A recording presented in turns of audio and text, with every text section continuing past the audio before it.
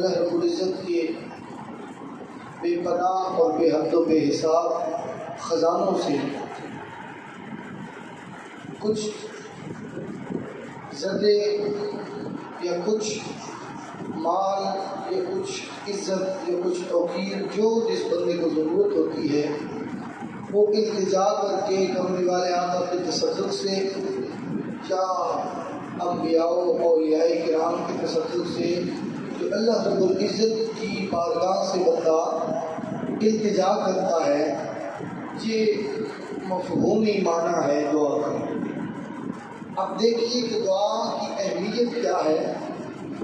اللہ رب العزت سورہ مومن کے اندر فرماتا ہے وَقَالَ رَبُّكُمْ ادْعُونِي أَسْتَجِبْ لَكُمْ۔ اللہ خود فرما رہا ہے اور تمہارے رب نے فرمایا مجھ سے دعا کرو میں دعا کو قبول کروں۔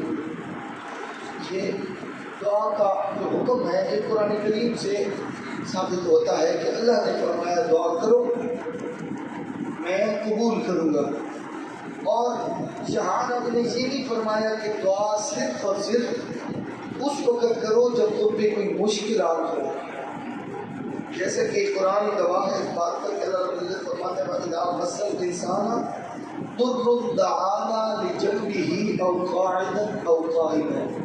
اللہ فرما رہا ہے کہ کچھ بندے ایسے بھی ہیں دنیا میں کہ جب انہیں تکلیف پہنچتی ہے نا، انسان کو جب تکلیف پہنچتی ہے تو وہ پھر تکلیف کے وقت مجھے یاد کرتا ہے اور پھر اٹھتے بیٹھتے چلتے پھرتے ہر وقت وہ میرا ذکر کرتا رہے۔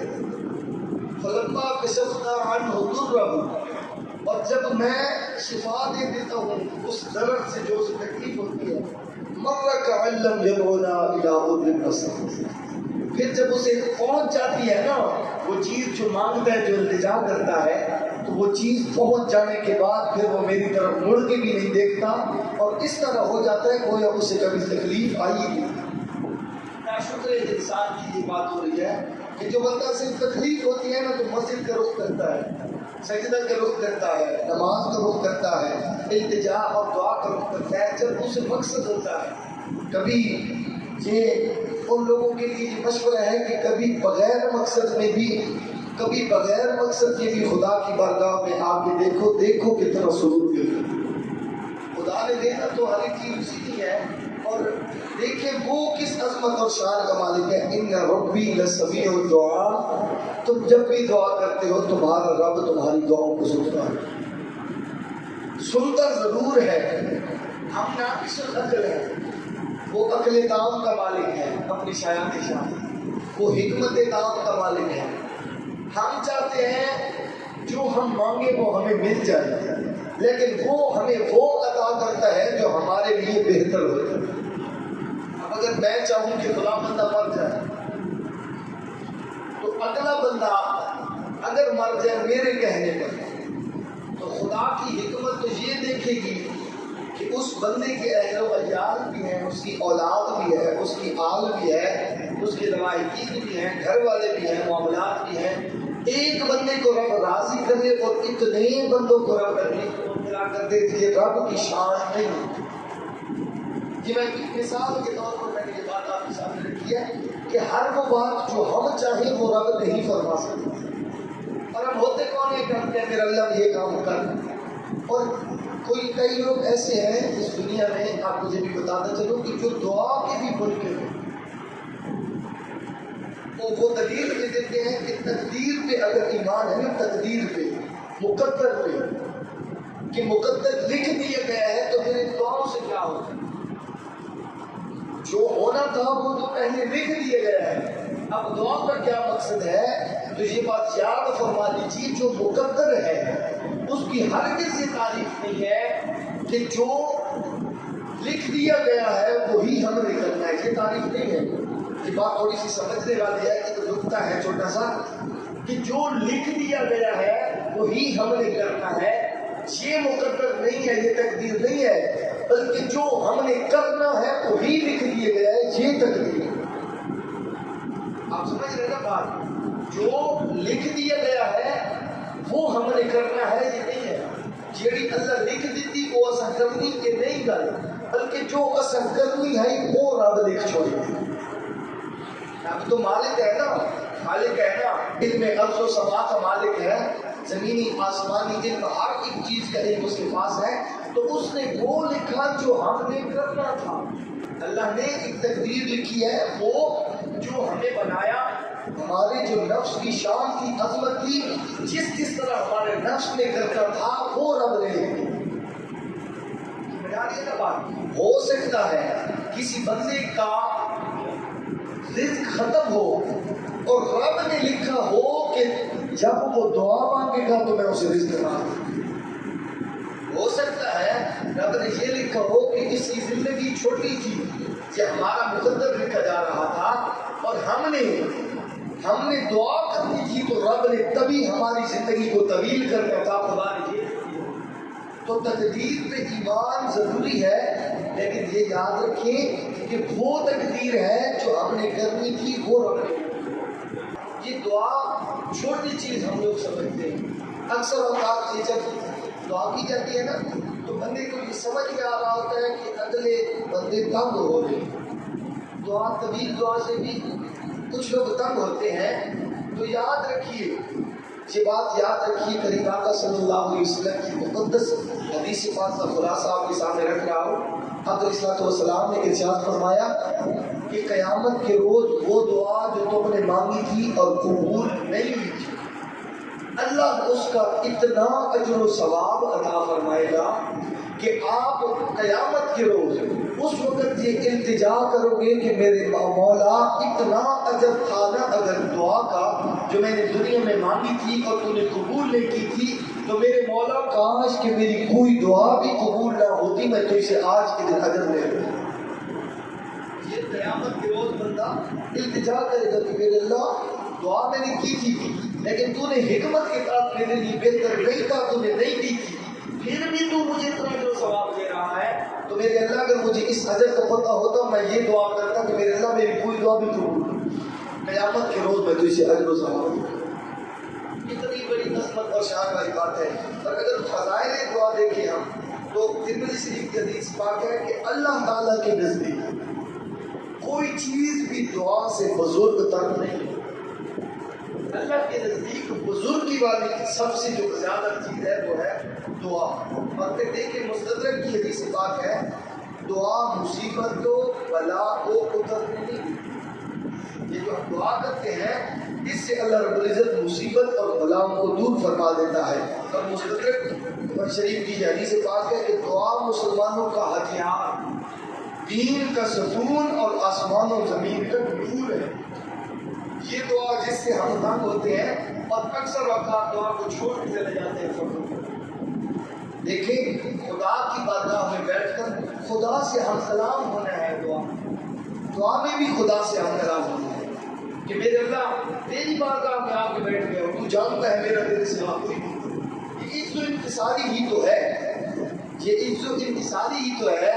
آداب دعا اگر بندے کو آداب دعا آتے ہو تو خدا کی بارگاہ میں بیٹھ کر عز و انکساری کے ساتھ اگر دعا کرتا ہے، یقین جانے اگر اس کے لیے بہتر ہے تو رب وہ ضرور اسے عطا کرتا ہے، اور اگر بہتر نہ ہوگی تو یاد رکھیں اس کے دل میں خدا کے لیے محبت مزید بڑھی، کیونکہ یہ خدا سے عز و انکساری کا تعلق قائم کرتا ہے.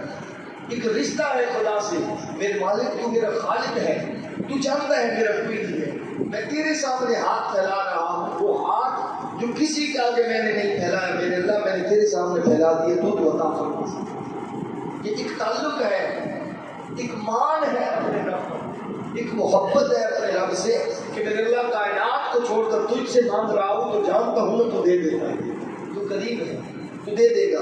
اور پھر آگے دیکھیے کہ ترمذی شریف کی حدیث پاک ہے کہ دعا عبادت کا محض ہے. جتنی عبادت بندہ کرتا ہے نا محض ہے دعا عبادت کا. اور ترمذی شریف کی یہ حدیث ہے کہ دعا کرنے سے گناہ معاف ہو جاتے ہیں. مسلم شریف کی حدیث پاک اللہ تعالیٰ دعا کرنے والے کے ساتھ ہوتا ہے. اور پھر دیکھیں کہ مسند الفردوس کی حدیث پاک کہ دعا رحمت کی چابی ہے. مستدرک شریف کی حدیث پاک کہ دعا قضا کو ٹال دیتی ہے.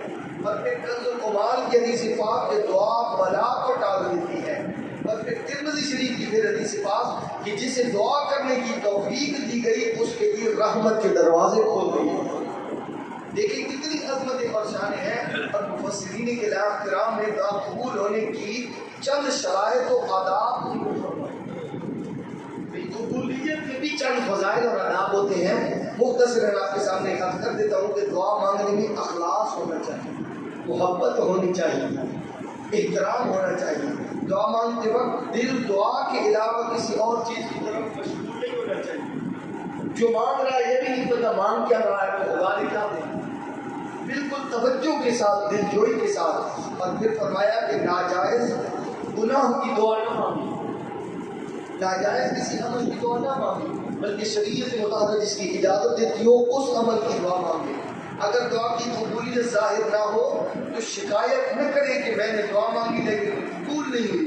ہو سکتا ہے وہ اس کے حق میں بہتر نہ ہوتی, رب نے اسے عطا دی اس وجہ سے. اور پھر آخری بات کہ میں یہ کہتا ہوں اور میں نے کتنی دفعہ کہا بھی ہے ان دوستوں کی نظر ہے جملات کے جو نماز پڑھتے ہیں, نماز پڑھنے کے بعد جب ورد کے لیے یا کلمہ شریف کے لیے کچھ وقفہ ہوتا ہے تسبیح کے لیے, تو کچھ لوگ چھوڑ کے چلے جاتے ہیں. تو ان کے لیے یہ جملہ ہے کہ یہ ان کی مثال پتہ ہے کس طرح کی ہے. بندہ سارا دن مزدوری کرتا ہے, کام کرتا ہے, مشقت کرتا ہے.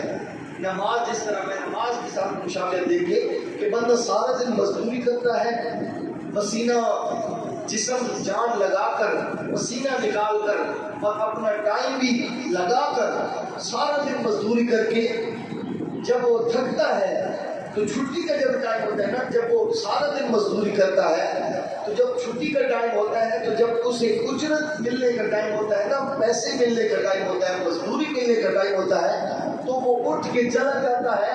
میں یہ کہتا ہوں دعا مانگے بغیر نماز کے بعد جو بندہ دعا مانگے بغیر چلا جاتا ہے وہ اسی شخص کی طرح جو سارا دن مزدوری کرتا ہے, جب اسے کچھ لینے کا وقت آتا ہے تو چھوڑ دیتا ہے. سمجھ آئیے نا بات کی, سارا دن مزدوری کی. اور میں نے کتنی دفعہ یہ بات پہلے بھی عرض کی ہے کہ حضرت سیدنا فاروق اعظم رضی اللہ عنہ آپ نے نماز پڑھی کبھی والے آقا کی بیعت میں, تو ایک صحابی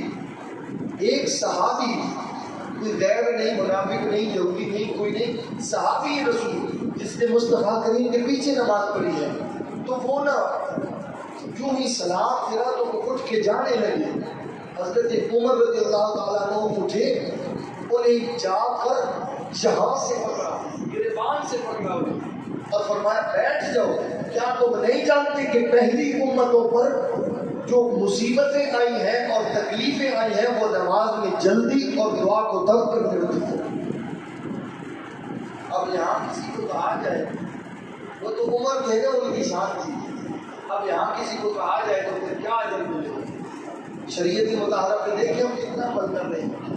مفتی ہر بندہ, فتویٰ ہر بندے کی جیب میں پوری کتاب ہے, جہاں جس کی ضرورت پڑے ٹھوک دی ہے.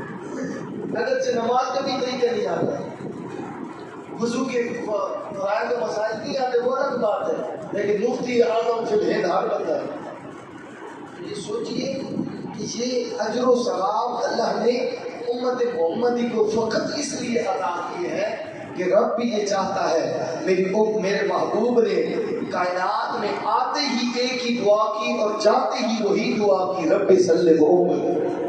تو رب یہ چاہتا ہے جو میرا محبوب دعائیں کر رہا ہے, رب ہمارے منہ کو نہیں دیکھ رہا ہے, وہ نسبت محمد کا خیال ہے, نسبت مصطفیٰ ہے, صحبت مصطفیٰ ہے اور امت محمد ہے. اس پہ کرم کر تو جتنا کر سکتا ہے رب کرم فرما. اور قیامت کے روز بھی رب کرم فرمائے گا تو اپنے والے آقا کی تصدق سے. تو لہٰذا اللہ رب العزت ہمیں دعاؤں میں اخلاص, محبت, عزت و انکساری اور خاص قسم کی ایک اس کو احتشام کے ساتھ, ایک خاص قسم کی تربیت کے ساتھ اللہ رب العزت ہمیں اپنے حضور دعا کرنے کی توفیق دے.